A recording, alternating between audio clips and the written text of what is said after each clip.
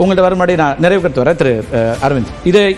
இது ஒரு அடிப்படையில் இவங்க சொல்றது என்னன்னா, எந்தவித அடிப்படையும் இல்லாமல் ஒரு அச்சத்தை வெளிப்படுத்துறாங்க அப்படிங்கிறது தான் தொடர்ச்சியாக அவங்க முன் வச்சுட்டே இருக்கிறாங்க. இது எப்படி பார்க்கணும்? நிறைவு கருத்தா இல்லைங்க, அடிப்படையே இல்லாமல் இது ஒரு மக்களை பயமுறுத்தி இதில் தேர்தலை வெற்றி பெற பார்க்கிறார்கள் என்பதுதான் பாஜக குற்றச்சாட்டா இருக்கு. இது அடிப்படை இல்லாமல் இல்லை. ஏன்னா அரசியல் சாசனம் கான்ஸ்டிடியூஷனல் மேண்டேட் ஒன்று, பிரதமரே அதை சொல்லியிருக்காரு.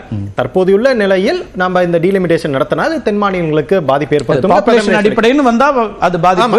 தற்போது நிலைமை பாப்புலேஷன் பேசிஸ் தானுங்க. தற்போது இன்றைய தேதியில் நடைமுறையில் இப்போ பாப்புலேஷன் பேசிஸ். அதே மாதிரி ராகுல் காந்தி எவ்வளவு மக்கள் தொகை இருக்காங்களோ அவ்வளவு இதுங்கிற மாதிரி ஒரு ஹிந்தி வாக்கியம் சொன்னாங்க. அவர் எந்த கான்டெக்ட்ல சொன்னார்னா ரிசர்வேஷனுக்காக சொன்னார். ஓபிசி காஸ்ட் சென்சஸ் நடத்தி எந்தெந்த மக்களுக்கு இருக்காங்களோ அவ்வளவு ரிசர்வேஷன் கொடுக்கணுங்கிறத அவர் இது ரிசர்வேஷன் கான்டெக்ட்ல சொன்னார். அது அப்படியே இதை தூக்கிட்டு வந்து டீலிமிட்டேஷன், அவர் டீலிமிட்டேஷன் பத்தி பேசவே கிடையாது. இன்றைய தேதியில் அனைத்து அரசியல் கட்சிகளோட நிலைப்பாடு இதுதான். டீலிமிட்டேஷன் மூலமாக தென் மாநிலங்கள் தற்போது நடைமுறையில் டீலிமிட்டேஷன் நடத்தினால் தென் மாநிலங்கள் பாதிப்பு என்பது பொதுவான கருத்து, அதுதான் ஆதாரமான கருத்தும் கூட. எனவே அடிப்படை அற்றது அப்படிங்கிறது அரசியல். அதுதான் இடஒதுக்கீடு நடைமுறை வந்துருமா? ஏன்னா அதுக்கு சென்சஸ் வேணும். உங்க நிறைவு கருத்தாவும் சேர்த்து 2031 சொல்லிட்டாங்க முதல்லயே அவங்க பண்ணும்போதே. இதுல முக்கியமா சொல்ல வேண்டியது என்னன்னா, இந்த மாதிரி கூட்டம் இந்த மாதிரி கூட்டம் கூட்டும் போது என்ன பிரச்சனை வரும்னா, இப்போ புதுசா ஒரு ஐடியா வந்திருக்கு. ஜிடிபி அடிப்படையில் கேட்க போறோம் நாங்க.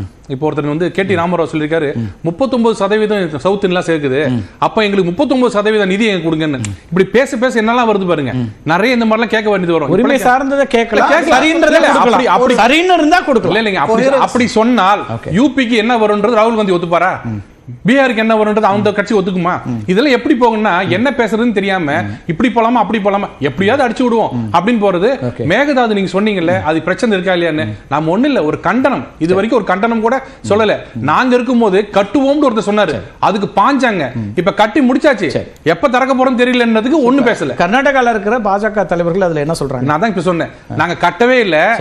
என்ன சொல்றாங்க? அத எங்க கட்டுவோம் சொன்னது கண்டனம் தெரிவிச்சீங்க, நாங்க விட்டுட்டோம். இப்ப அது கட்டிட்டாங்களே. இப்ப சொல்றாரு எல்லா அடிப்படை எல்லா வேலையும் முடிஞ்சிருச்சு, இப்ப மத்திய அரசு கொடுக்க மாட்டேன்னு சொல்லுது. மத்திய அரசுல வாரியம் கொடுக்க மாட்டேங்குது. சரி, ஓகே, நிறைவு கருத்து நான் சுருக்கமா சொல்லிடுறேன். இது எப்படி பொய்யா சொல்லாதீங்க தயவுசெய்து. நான் சொல்லலடி, சிவகுமார் சொன்னாரு. எப்படி அயோத்தியாக்கோ 370க்கோ இடபிள்யூஎஸ்க்கோ எல்லா கட்சிகளும் முன்னாடிலாம் எதிர்ப்பு தெரிவிச்சாங்க, கடைசியில எல்லாரும் ஒண்ணா சேர்ந்து. நிறைவு கருத்து வர பீட்டர் சார், நிறைவு கருத்துல பேசலாம் சார், நேரம் ரொம்ப குறைவா இருக்கு. உங்கள்கிட்ட தான் வருவேன் நான். இடபிள்யூஎஸ் இந்த மாதிரி எல்லா கட்சி ஒரு ரெண்டு கட்சி தவிர எல்லாருமே சப்போர்ட் பண்ணாங்களோ, இதுக்கும் கடைசியில டீலிமிட்டேஷன் வரும்பொழுது எல்லா கட்சிகளும் சப்போர்ட் பண்ணி ஒரு ரெண்டு கட்சியை தவிர ஒரு தேசிய ஒற்றுமையோடு இது நிறைவேற்றப்படும் தான் என்னுடைய கருத்து. இப்போ இங்கே எல்லாரும் தேசிய ஒற்றுமையில தான் இல்ல, ஒற்றுமையோடு ஒரு ரெண்டு கட்சியை தவிர ஒற்றுமையோடு எல்லாரும் நிறைவேற்றுவாங்க. 370 மாதிரி இடபிள்யூஎஸ் மாதிரி.